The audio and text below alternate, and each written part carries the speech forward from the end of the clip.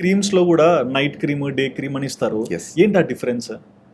యూజువల్గా simple difference ఏంటంటే morning creams అన్నిట్లో కూడా ఏది వాడినా కూడా సన్ ప్రొటెక్షన్ ఖచ్చితంగా పెడతాం. ఓకే. ఫేస్ వరకు సన్ మంచిదా కాదా అనేది చాలా హ్యూజ్ డిబేట్. అది సన్ మనకు ఖచ్చితంగా రిక్వైర్మెంటే.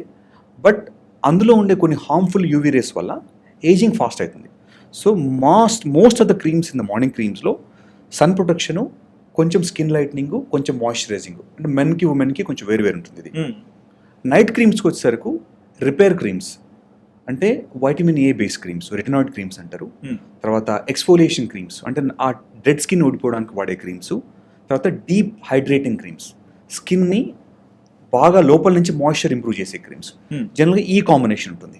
సో మార్నింగ్ వాడే దాంట్లో మోర్ ప్రొటెక్షను, మోర్ ఇది సపోర్టు. నైట్ వాడే దాంట్లో more repair and more hydrating. జనరల్గా వరల్డ్ వైడ్ ఏ క్రీమ్స్ తీసుకున్నా ఈ 2 రకాలు డివైడ్ చేస్తారు ఇట్లా.